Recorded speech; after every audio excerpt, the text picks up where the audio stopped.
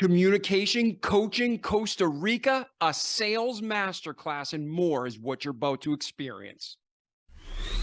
The Remarkable People Podcast. Check it out.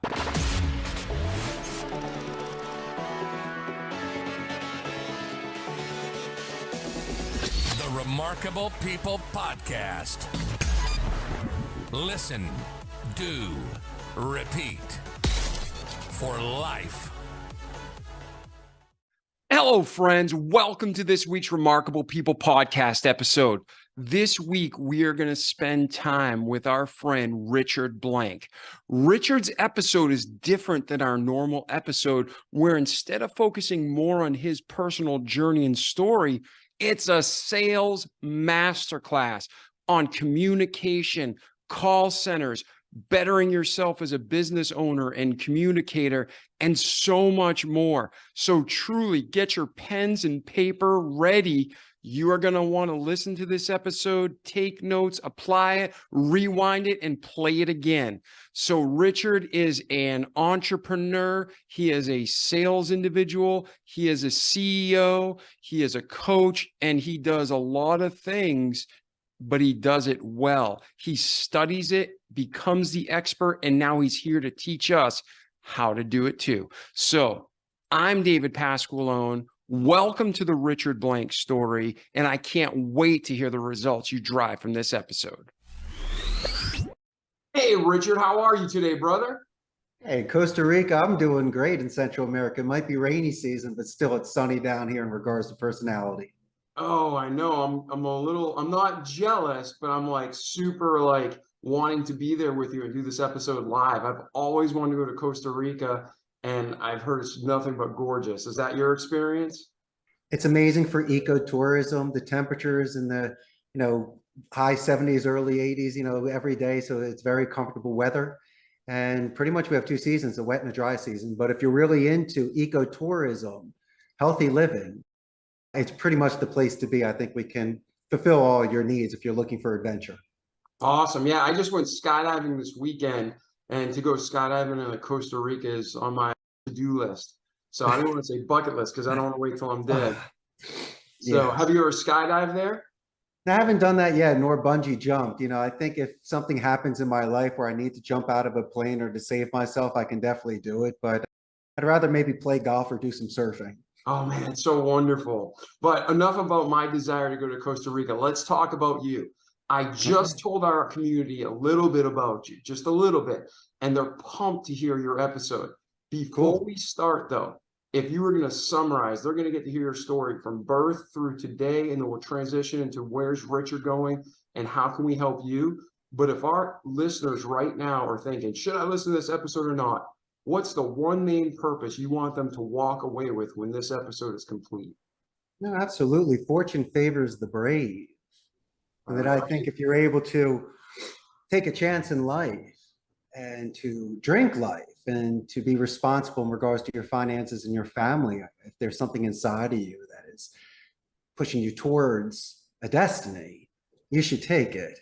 And sometimes dreamers walk alone, and you might not have people to compare notes with you or at least to give you advice. And so I'm saying you might be seen as crazy or outside the mark when you have these thoughts, but at the end, usually the one that gets vindicated, and people say that they were believing in you all along.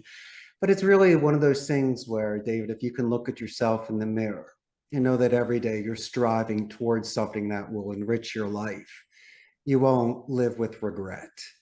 And Amen. So the distance, yes. Yeah. Oh, I apologize, brother. There's a short delay. So ladies and gentlemen, you just heard right out of Richard's mouth. He's going to go through his story, and we're going to talk about not only his highs and his lows and everything's in between, but that kind of message. You're going to get the practical steps of how Richard did it, and you can too. So at this time, Richard, let's talk about you. Where were you born? What was your upbringing like? Siblings, normal family, crazy family? Take it away, brother. Well, everybody's got a crazy family. It just depends on what level of crazy. But I'm originally from Northeast Philadelphia. I graduated the proud Abington High School back in '91. And unlike a lot of my friends that were going to Ivy League to study medicine, law, engineering, and architecture, I doubled down on my favorite language, which was Spanish. I was a Spanish communication major at Arizona, interned for Telemundo during those years. Post-grad, I was working for the importers of Corona. So all my life, I was working with things that involved Spanish sales, promotions, and public relations. And at 27 years old, I was given a 1 in a million opportunity to move to Costa Rica to work in my friend's call center for just a couple months. Now, not a C-level, this was really just from the inside and out. And when I was here, I got a chance to sit in the cubicles with the Ticos. I got to see the good and the bad and really learn the business. And I think the thing that was most important for me, besides the technical side, I got a chance to really see the dignity that people were looking for. And if you extend empathy towards individuals, you might reduce attrition, get the most out of somebody where you can delegate and promote them. And I think some of the greatest experiences I got, I almost consider it my graduate school, were the 4 years that I worked at my friend's call center, because in essence, after leaving that center, it gave me enough self-confidence and self-reliance to start my own center. And here we are today, David, close to 15 years of an anniversary and 150 agents. Now, what was your childhood? Because we go through, your background matters because it makes you the man or woman you are today. You are a man, but you know what I mean? So was your upbringing, did you have brothers, sisters, only child? What was that like? That's a great question. I had a very loving family, a nice upper middle class existence with private schools, and we belonged to a country club. And I was given a car when I was 16, so I had everything that I wanted growing up, which was wonderful for comfort and very generous of my parents. I have an older brother, 4 years older than me, with the same name as you. His name is David Blank. And it was always fun because when we played athletics in the backyard and stuff, he would always push me to be better. And it really instilled a lot of confidence in me to compete with bigger kids. But you know, there's a lot of expectations, my friend. I mean, you are given a lot of opinions, and I should have been following in my family's footsteps. That was at Harvard Law, Columbia Business School, and Washington and Lee undergrad. And so imagine those sort of shoes to fill. And so maybe I was considered the romantic and renaissance of the family because instead of finance and economics and law, I decided to become bilingual. Now, my best argument was my great grandparents that came to the United States at the turn of the 20th century. They came from Eastern Europe. They were in New York. They were in the garment industry, and they had to learn English. And so in essence, it just skipped 2 generations. And I was just reliving my nomad blood and moving south, not just going back to Europe. And, you know, the main thing is, David, as well, to be honest with you, everybody wants adventure. I really wanted to leave a castle to slay a dragon, save a princess, and be a prince. And since the world is so small, how do you get a chance for this sort of adventure? And so I guess by getting past my parents' guilt, I decided to take this 1 in a million chance and to move abroad and see what could happen. Nice. Now, when you got there, was it culture shock? Was it purely like enthusiasm, like I can't believe I'm here? Was there a transition period from culture to culture? Wonderful question. That's why you have one of the best podcasts out there, David. Let me go over a lot of those things. First, since Spanish was my major in college, it was easy for me to acclimate the language. Secondly, it showed a very good first impression on my end. Even though I was a guest in this country, I really was able to put my best foot forward. My junior year in college, I lived in Spain. So I had a chance to do it for 2 semesters over Christmas break as well. So living abroad and being an expat was something I was already used to. It's just a different culture in Costa Rica compared to Europe. But no, I had friends here. I had some way to earn a living, and I was stimulated. It was really about shedding a skin and being almost reborn.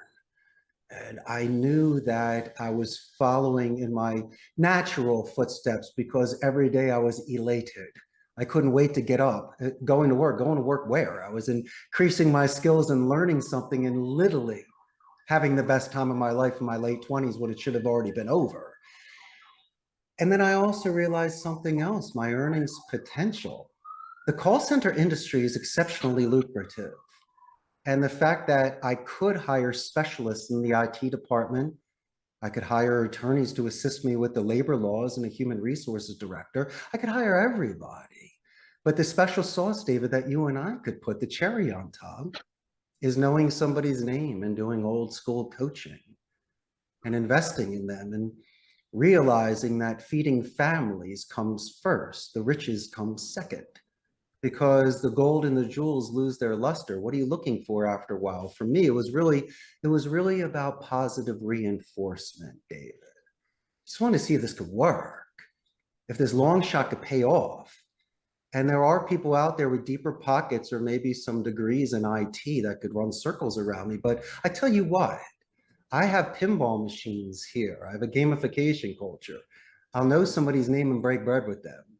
And a lot of the times, just by extending that sort of appreciation and acknowledgement towards an agent that really feels expendable, I've been specifically given that sort of compliment back from somebody on why they've been with me for over a decade, because our foundation was just so strong. And so it's been very easy for me, my friend, to scale because I just do it in a certain way.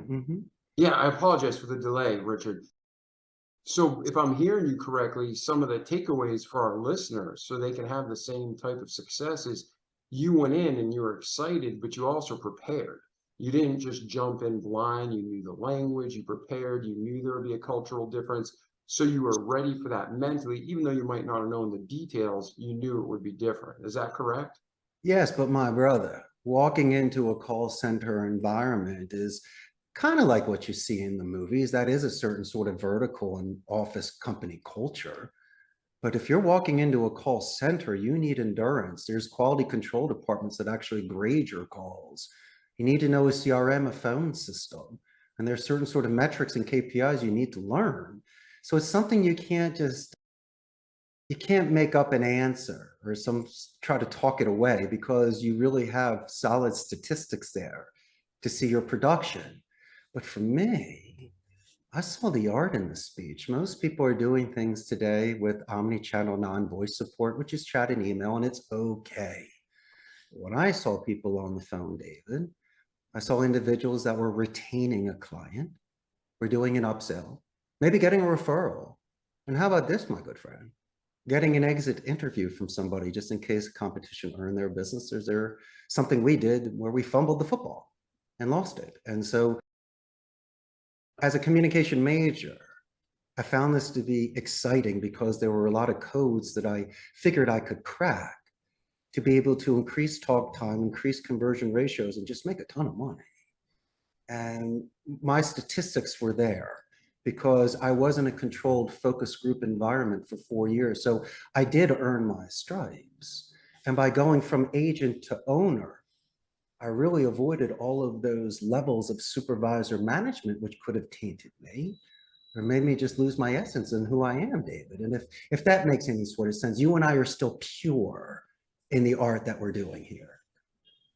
Yes, and then I love what you said about the person's name. You know, Dale Carnegie, after the Bible, I think it's the most popular book in the world, most converted languages, How to Win Friends and Influence People. And he has a whole chapter on it. You know, the name Jesus should be the most popular, but the name that people love to hear most is their own. And you mentioned that like 2 or 3 times already. So talk about that personal message, because so many people, you get calls and they read you a script and they're just showing up for work. You became someone who became a master of the art. So for people, whether they're in a call center or any career, talk about the importance of mastery and really be getting personal. Let's talk about the composure, David, and then I can also go over the delivery. Someone needs to know how to wield a sword before they use it. And so when somebody walks into my call center, what I do is I put fear into perspective. By learning a second language, it's 10 times harder than any sort of project I'll put them on. Imagine that sort of structure and discipline. Number 2, you don't want to compromise somebody's ethics. You see the Wolf of Wall Street and Boiler Room, Glenn Gary, Glenn Ross, and Prime Gig, Hollywood does it. And these are amazing artists of speech. But as I mentioned, you have 1,000 ways to earn $1 if you're marketable. You can choose the sort of campaigns that you do that can make you feel good about yourself. But also, it's about dedicated practice. A lot of people just grind through the calls. They have hedging issues. They say sir and ma'am instead of the name drop of personal pronouns. But it's just one thing that these individuals need to have that sort of structure. And finally, before I go into the execution of this, I would prefer to have somebody with no experience at all. I can teach you a CRM and a phone system, but a lot of people are not coming in with bad habits or a cancer, or as we call them, jumpers. that will just taste it and jump because they just don't want to be there and make the calls. So that's one thing. I just want to make sure that you have the balance and the stability to make these calls and be brave and to do it properly. Now, the execution of the call. I also think that individuals should be really focusing on their phonetics. To me, I believe there's many tell signs with your tone, rate, pitch, and duration. Somebody should have a consistent tone of empathy and confidence. I also believe in mirror imaging on a rate and a pitch, so you can find spikes and dips to ask tie downs and pin down questions. You can rake questions when you give a long list, pausing in between each one for positive or negative reinforcement, taking it from a horizontal to a vertical with open-ended questions. I believe in military alphabet because people have exotic names or you just don't want emails to bounce back. How about this? This is $1 million piece of advice. The positive escalation. Everyone is always so concerned about the gatekeepers that are holding you back from speaking to a decision maker. Well, why don't we reverse that sort of mass and use it to your advantage, a Wu way, so there's no resistance there. What I like to do initially when someone picks up a phone call is to give a company name spike. I'll ask how a company is doing and say the name of the company better than the person answers it. They in turn will then, their ego defense gets reduced. It almost sounds like mystery shopper and I've even been there before. Like I've been familiar with the place. Secondly, they will ask who I am or what my company is. Maybe they might ask it in a negative tone, and that's where we use a buffer boomerang technique. I will buffer your negative tone. I will name drop you. I'll repeat what the question is and let you know it's an excellent question and then send it back to you in a positive way. And so these are ways to show active listening using name drops, readjusting tones of calls. And as I was mentioning before, studying the phonetic micro-expression reading, which is mirror imaging the rate and the pitch, but that could still be manipulated on a 30-second to 2-minute interval of attention span. And so I believe that the answering speed is a subconscious thing that people cannot manipulate. And the funniest thing is that since we're in this environment where we lose 3 of our senses, our taste, touch, and smell, our hearing should be expanded naturally.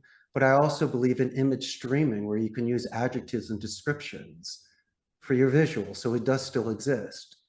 But the greatest tell sign of all, non-visual, is actual silence.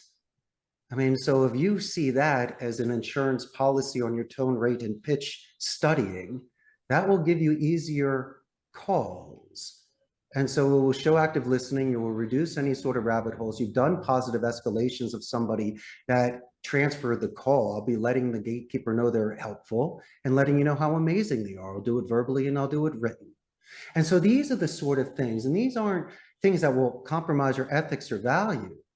But it's a nice circle in case you have to call that company back. It's separating you from other companies that are prospecting. And it's at least showing good faith and good intentions prior to any sort of contract. Yes, and to our listeners right now who maybe aren't marketing and sales professionals, what Richard is talking about, he's given you a master's class condensed. And I know the typical podcast is more focused on his story with tips along the way. But listen to what he's saying, because it doesn't matter what field you're in. The communication principles he's given, talking about how most of your communication isn't even in the words. It's in the body language. It's in the inflection in your voice. It's in the pauses. And I remember teaching at a college, Richard, and the most successful teachers, did you ever see the studies how even teachers with stutters, they have a higher retention rate among their students because they're constant stuttering. It may be a distraction to the conscious mind, but to the unconscious mind, it gives them the time and ability to catch up and process what they're saying. So if you're listening to this, rewind, listen to what Richard's saying, because there's so much gold. And it doesn't matter if you're a janitor, a teacher, a marketing executive, a call center specialist, IT provider, this will help you in life. So you've obviously not only went to college for communications, but you've perfected your art. And you mentioned how you were 27 when you got to Costa Rica. Take us through from 27 to today. What was your life journey like? And then we'll tie into the professional, where you are today and where you're heading. Well, those 4 years that I worked at my friend's center, once again, was my graduate school, but I got to master Spanish, master the industry. And then when I left my friend's center, I worked at my family's real estate company for a while before the market dropped out. But I was making calls out of my home, which was great, and had a couple of people working with me. Back in the States or Yeah, in back in the States. My okay. brother is a broker out in Arizona. So I was doing some lead gen with him with a couple agents here. And that was successful until about 2006, 2007. Yes. In And then America, I if you're listening, we have listeners from all over the world. But if you're listening in America, I think it happened in a lot of countries, but especially in America, they were handing out loans fraudulently like candy. And there was what they call the bubble burst in 2007 to 2009. And it was just a disaster in the real estate market. Is that how you'd summarize it too, or did I miss something? 100%. And we were just simple listing agents doing cancels, expires, and FISBOs. But Yeah, it not really, you did anything wrong to your brother. I meant just what led up to the pop of the bubble. That was the of course. And those were exciting times. I mean, you were calling people, you were looking at the MLS, you were complimenting their curb appeal and the paint that they chose on the walls in their sport court. And, my conversations got, I guess, custom made as well, because you really wanted to talk to people because they were receiving so many calls that day. And what separates you from somebody else is, once again, putting things aside. You were mentioning something earlier, David, about vocabulary. It is important, your phonetics, the sound of speech, but semantics are also very important as long as rhetoric. And I always believe in the thesaurus, because if you can think of certain similes to be able to expand your vocabulary so it's more diplomatic and strategic, it could work for you. Best example I could share with you would be the word help. People use it on the phone, it's okay. But I prefer using words like assist, guide, and lend a hand. It's the same message, it's just a different delivery.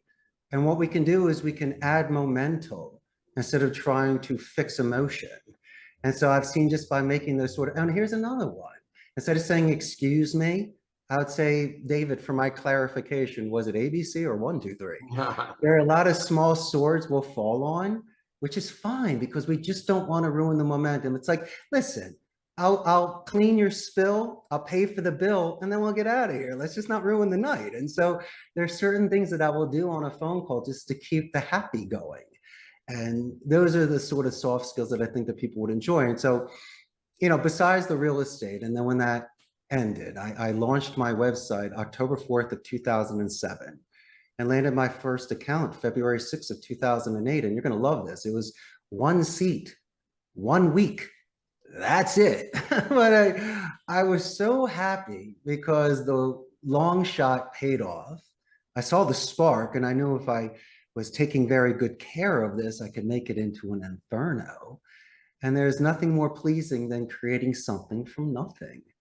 And I believe the stars were aligned. And so, as I mentioned before, if you become accountable to your clients, so there's no surprises, you put your best foot forward, the chances are, if you can work through the tough times together, imagine how easy it'd be during the good times.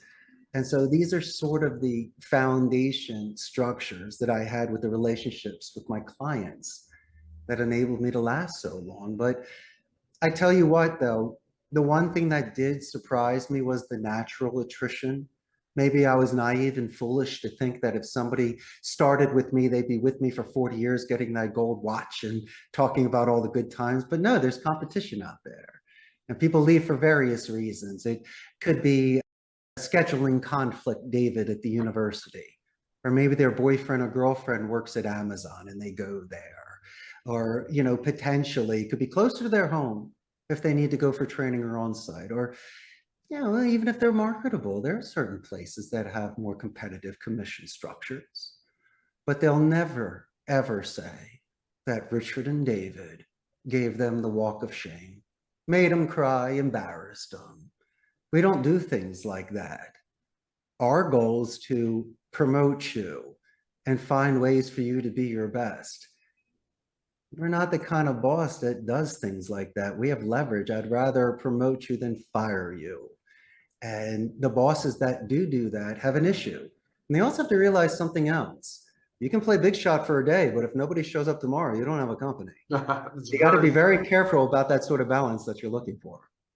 That's very true. Very true. So from that first account, that first seat in 2008 to today, take us through your journey. I was renting a turnkey station from a blended call center. So I really did not have any sort of privacy. And it was almost like a glorified internet cafe.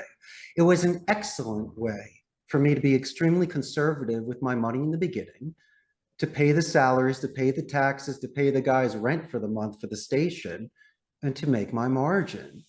And after the first couple months, I was maybe about a half a dozen agent. And then come, I guess, April, I landed a whale and I went from like 6 agents up to like 80 quickly. And, I held on for dear life on that one. And what I realized after a period of time, paying a la carte did not make sense after, let's say, about 2 dozen agents. So after about a year of paying premium, I'd saved enough money to then rent out a space, buy the equipment, buy the furniture, and build out about 150 seats. Now, I did that for about 6 years. And then I had enough finances to be able to build out where I'm currently at, a 300-seat capacity center that is ours, with neon lights, Art Deco, the whole shebang. But slow and steady is the way to go, just in case there's a setback. And I always believe in acting your wage. I know you want to impress people, and it doesn't need to be, grungy. But then again, you shouldn't overextend yourselves, because you shouldn't be panicked and pressured in order to pay your lights, because that's the sort of thing that the agents can sense. And I feel that you need to be exceptionally responsible in regards to your payments and job security. Yeah, and let's talk about that. A lot of people have the misconception that business, if I get accounts, I'm good to go. But hypergrowth puts out just as many companies out of business as no sales. So going from 6 to 80 very fast when you landed that whale, talk about some of the practical steps as a leader that you took that our listeners can take as well to handle that kind of hyper growth. I was very fortunate, because when you buy used items, it could be beneficial, or sometimes you don't want to buy used items. But with electronics in Costa Rica, electronics in cars are exceptionally expensive because of the 80% tax, the import tax. And so if I was able to purchase something that was literally brand new, might have been used for a month or even in the box, I was taking it, because there was a lot of call centers that were going out of business. And so for me, I was able to get it for a fraction of the price. There's nothing wrong with furniture and computers. So that saved me an enormous amount of money. And then secondly, that sort of growth, I needed to delegate. And I would never bring in an outside supervisor. I always had to take people from the inside, because they proved themselves and they got that sort of respect. Somebody could be with me just a couple weeks, but if they show that sort of dedication and they're coachable, pen at the ready, and showing up on time, there's no reason they can't be a spark of my night. And under my supervision, I can't mold them into being a killer supervisor, especially with my company culture. And so that was another thing. And, also the spacing, because when you're growing so much, you don't want to max yourself out, and you want it to be comfortable. And so there, once again, it was almost by default pushed me into looking for more space, which was great. And I guess it's about turning down more accounts than you accept, David, because it's a very strict Catholic country. And I just wanted to make sure that everybody could go home and tell their parents what they do for a living. So I guess I was exceptionally selective of what grew as well. I could have grown faster, but I just wanted to do it in a little bit more conservative way.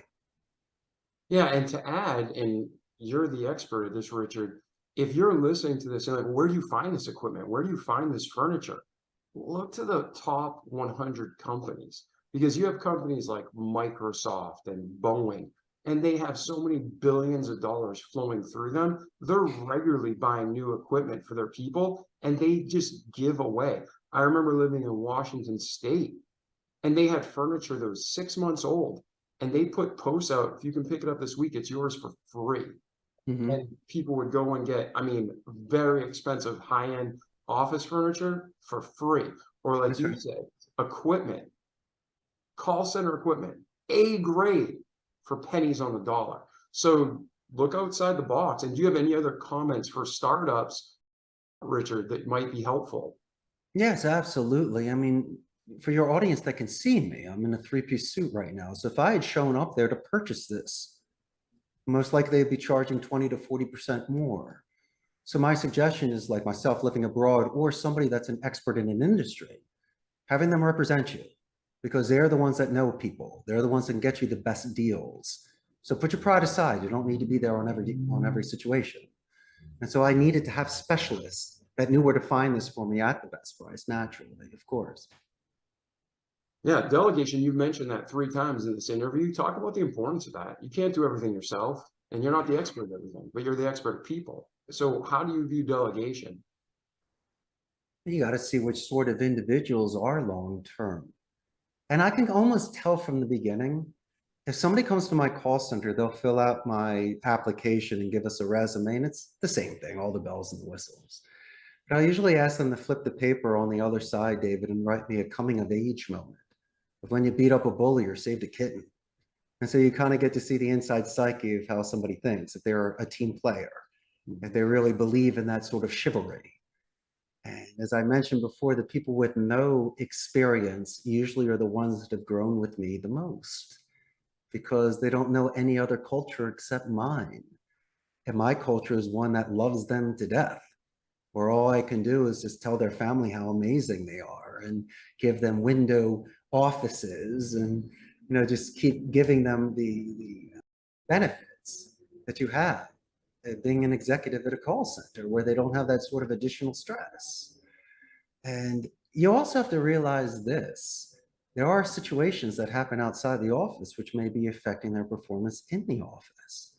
And without prying, you have to understand that people have children to raise and families to take care of. And so what I try to do is give timeouts to people, or to readjust individuals, or instead of just being so stringent on a clock, maybe take an extra minute, David, and just go put some water on your face, man, in between phone calls, because I just want you to reset yourself again. And so these are the sort of things, since you and I sat in these cubicles, made these phone calls, understand what it's like to be there on a rainy Monday, you can kind of get somebody back into the groove again.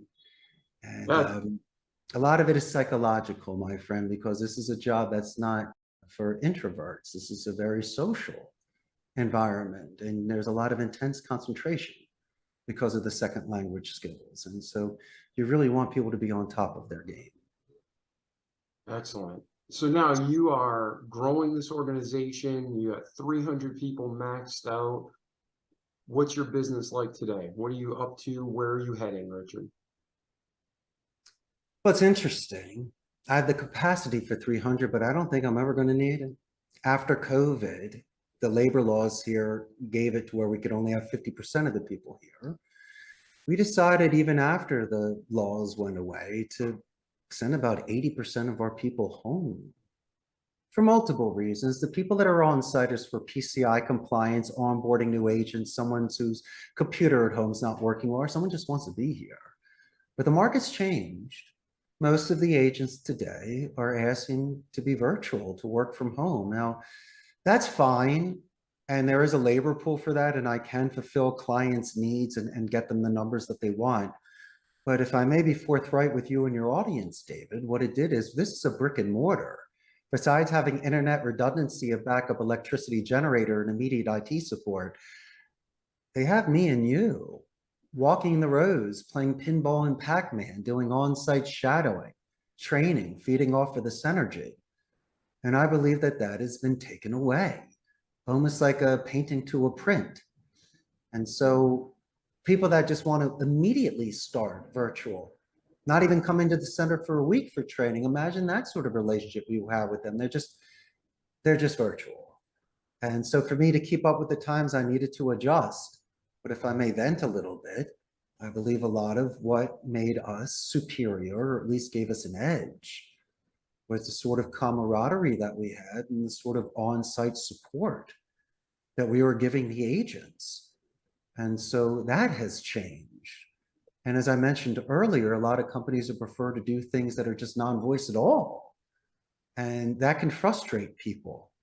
And if you do finally get somebody on the phone, you're exploding and it's guns a-blazing. So it's not that you're venting. Imagine the sort of reception that the agent is receiving. That can get somebody to quit when someone is cursing at you or just throwing knives.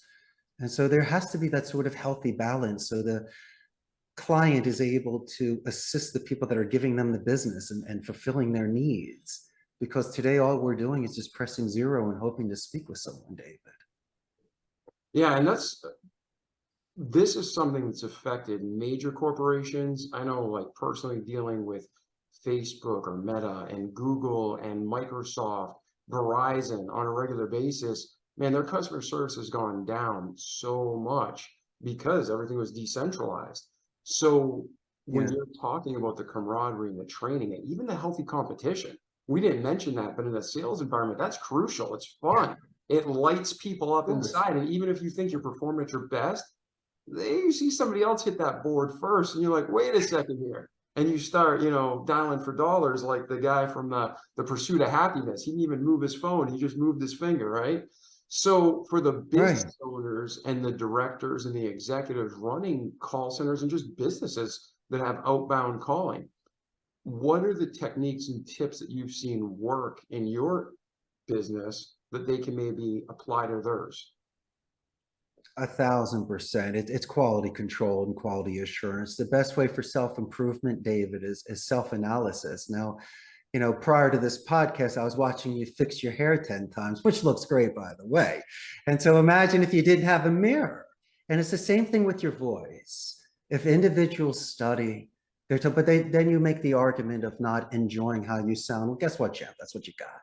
But I think if people will realize they might speak a little bit slower, a little bit louder, their tone could be off a little bit, their rhythms, their vocabularies. And so when they listen to these calls and they hear crosstalk or interruptions, that's on us. We didn't match their pace. If they didn't name drop enough, or even the personal pronouns of the your and the are, these are the things that keep your attention, because you don't want to exhaust the name drop. That should be done on transitional sentences, rebuttals, and clarification questions. But every single sentence usually has a personal pronoun to keep their attention again. And so how about this? It's really about active listening. Since people are working from home right now, you might hear a dog or a child in the background. People shouldn't brush that aside. That's a perfect moment to anchor somebody and really connect with them with a Me Too technique, letting them know you love children or animals, but then doing the smart thing by asking a second or a third follow-up question. Boy or girl, how old, and what sort of breed, and what's the name? And so it gives you a chance to connect. Then they inadvertently and passive aggressively realize, David, that they might be disturbing the phone call and put them aside. And that's just, once again, a chance for you to really connect with somebody differently than that script that you're pitching them on. And so then you realize after 10 minutes that you're getting this appointment, that you're getting this sale, or you're getting this referral, what you did differently. What you did differently, David, is you were being you. This conversation we had prior to the podcast, we were discussing on why you're so successful. And I said, because you're extremely transparent, you're very pure, and you seem like someone's best friend or big brother. You said, well, Richard, that's just me. And I go, yeah, David, that is you. And if you weren't like that, you're out of character. And so I think that if somebody is natural, not a clown or acting the fool, but my goodness gracious, if you have something in common, stop for a second and talk about that thing. Because the person on the receiving end will then realize you're loosening your tie, you're a real person, and you were mentioning the professors that stutter. It's because they're not vulnerable, but they're letting themselves be out there of being true. And I have no problem letting you know how much I love dogs, or how your son sounds really cool. And he sounds like, he's a good baseball player or something, because you're about to go to the Little League game. And so I love things like that, because when I call you back, I'm going to ask about your anniversary. I'm going to ask about your promotion. Did Billy win his game last week? And you know perfectly well, David, no one else is asking you things on the phone. And so when it comes down to you choosing who you want to do business with, I may be more expensive, my contract might be different, or it just might be a different deal altogether, but you have a good feeling about me. Just like you're willing to drive a couple extra blocks to that pizza place, or to give that small 5 and dime or hardware store guy the business because you just love him. He knows your name. When you show up, he walks with you and helps you pick things out. I love that sort of personal approach, and I'm willing to pay for it. And don't make 100 phone calls a day, David. Make about 85. Don't talk for 5 minutes, talk for 10 minutes. Your QA department's going to freak out because you're ruining the numbers. You're not doing the average. Well, I'm not average, but look at my end result. They're much better than everybody else. I'm an artist. I might be commissioned, but don't limit me because then you don't get the best out of me. I think that's so well said, and I seriously think people should be rewinding this episode. Yeah, people should be rewinding this episode, whether you're watching or listening.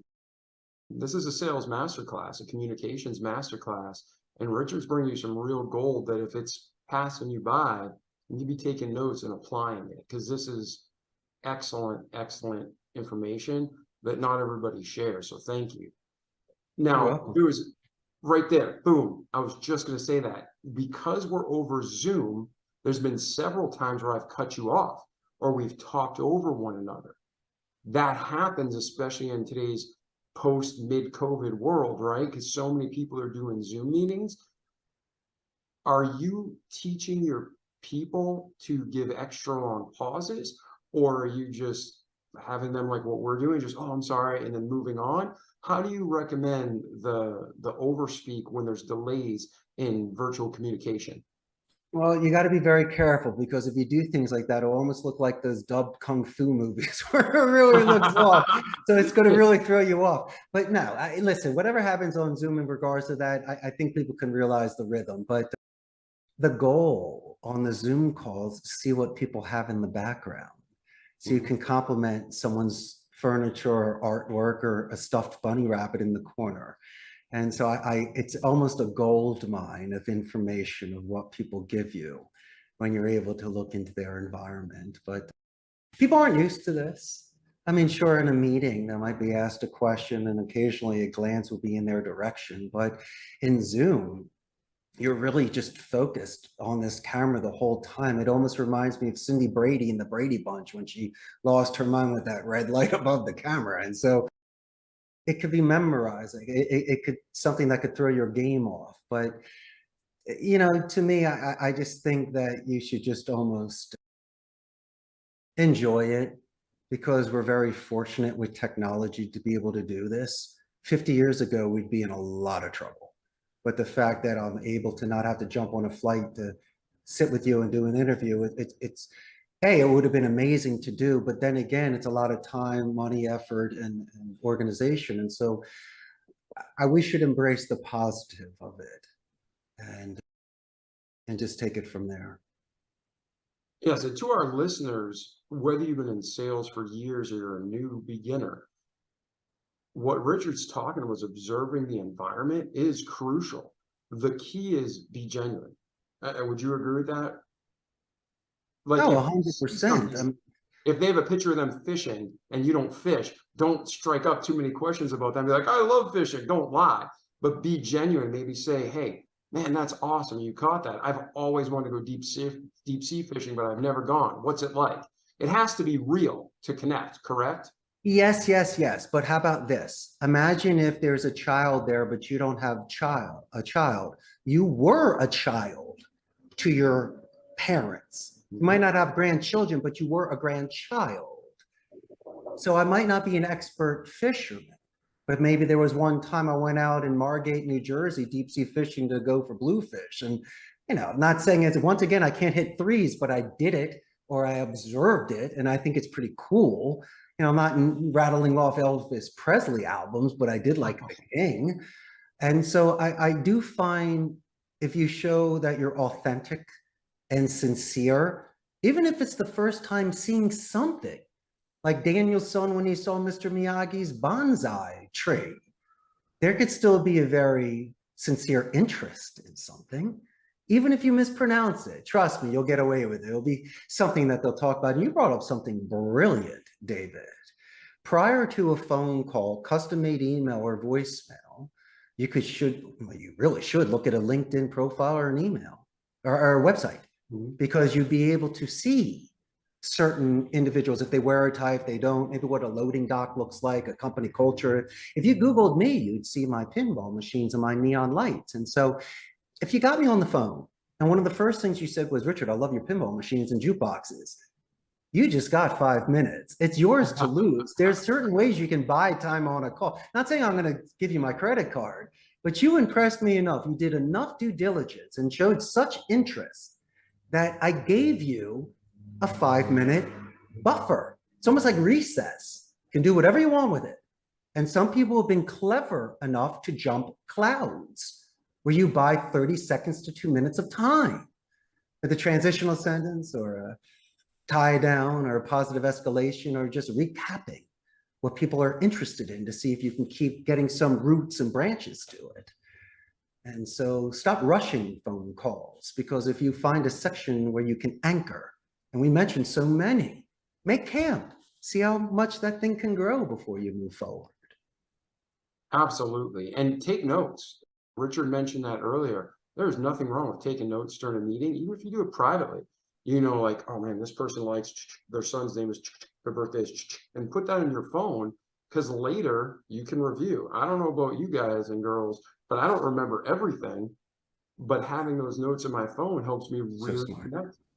You are so smart, David. My God, I would have cheated off you in high school. Whatever. One of the greatest bits of advice that was given to me was dictation. Are you capable of doing dictation? Why? I'm not in the moment. I got you, man. But if I can write down 99% of what you said, and if I just, it's more about just note taking. If I don't need to be engaged, you win, because you have the luxury of reviewing it. And then if you do a meeting minutes after a phone call, imagine that sort of impression that you're giving. And so you can't space out and only take notes, but if you can do both and balance that, and I'm excellent at dictation, I can do shorthand and also I can type as you talk. And it really is a benefit, David, because you have all that intel on your side. And also, there's no miscommunication, because if you said Tuesday and then all of a sudden you thought it was Wednesday, no, you mentioned Tuesday. I got it here. And so it's an excellent way to save yourself too. Yeah, I couldn't agree more. And again, this is kind of like a sales fire hose to your brain right now if you're listening. And we've talked with this on other podcasts if you're a regular listener or if you're new. But when you are a t-shirt manufacturer or a physician or you're a pizzeria, it doesn't matter today how good you are. Marketing is what drives the business, sadly. And I'm a marketing professional, right? Because there's products that we've all heard of that are mediocre at best, and you're paying high rates for this t-shirt. It's all marketing.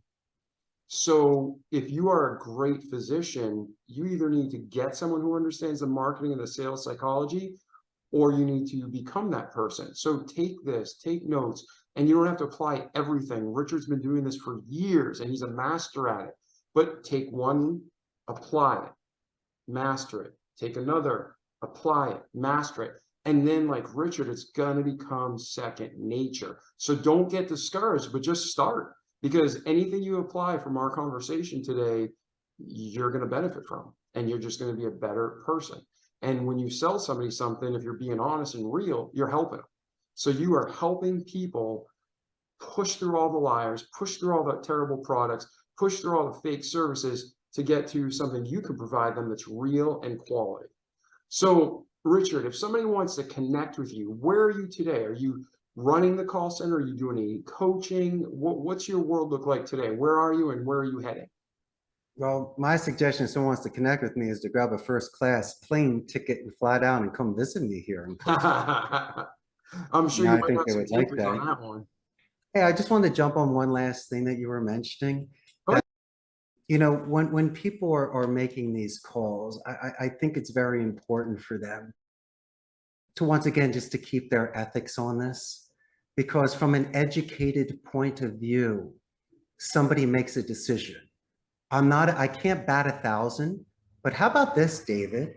If I can go 15 rounds and I can explain my product A to Z in 1, 2, 3, and just by default, or another reason you do not choose to do it, I feel satisfied because I went the distance. From an educated point of view, you made a decision. I can give you 3 quick examples on how a phone call could die with me. We're on a call, things are perfect, dying to work with one another. But then a client asks if I do 24/7. We don't do 24/7. So from an educated point of view, I got to reject it. Do I speak Chinese? No. I'll do Spanish, Portuguese, and English. But if I can't personally speak the language, it would be difficult for me. I wouldn't feel comfortable. I could have a rogue agent. So no, I'd have to refuse that account. How about this? If you can match the rates offshore in India and the Philippines for a couple dollars an hour, I'll give you 1,000 seats. Well, I could offer, it doesn't mean anyone's going to take it. And so from my end, I have to let you know that it's not a very attractive offer. And so there are certain times when we check 99 out of 100 boxes, literally a perfect fit.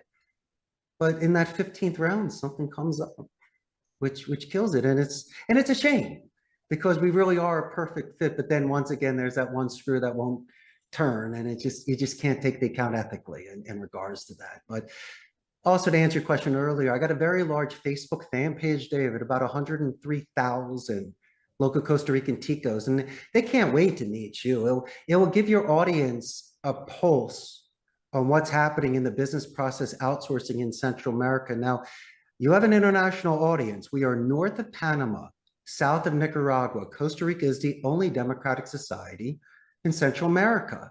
There's no standing army. There's a 95% literacy rate. They claim that Costa Rica has the best infrastructure and the most neutral of English accents. And what we spoke about in the beginning of the podcast, we're very, very much known for ecotourism, and also people come here for medical tourism, a very large expat retired population. And plus I'm here. I got 1,000 suggestions to make in regards to hot springs and beaches and surfing and exotic fruits and fun. So I'd love to have you and your audience come visit me here in Costa Rica. Thank you so much for being here today with us, Richard. It's been valuable. It's been powerful. It's been concise. So from your birth through today to where you're going, is there anything we missed in your life story or any closing thoughts you want to leave with our community? Well, first is I can't thank you enough, David. I've really enjoyed being a guest on your podcast. Your audience is amazing. But my last bit of advice, my friend, is that there are a lot of naysayers and gray believers that are out there. People that love you, they just don't understand the mission that you're on. And as I just say, hold firm and enjoy your life. It's very short. You only get 100 years.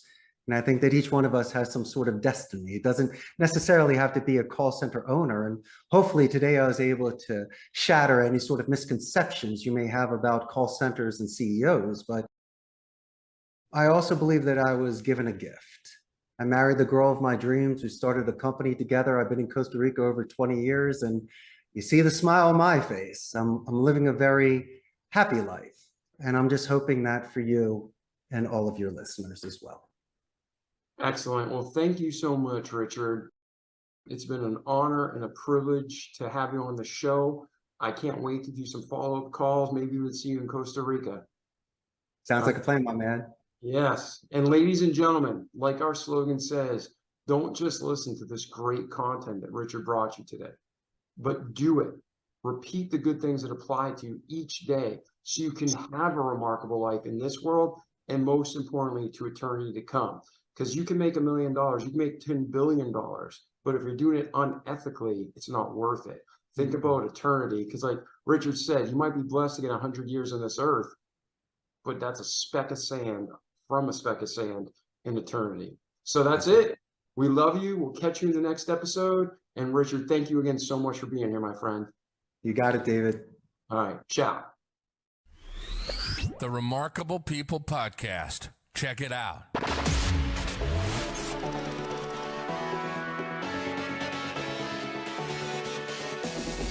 The Remarkable People Podcast. Listen, do, repeat for life.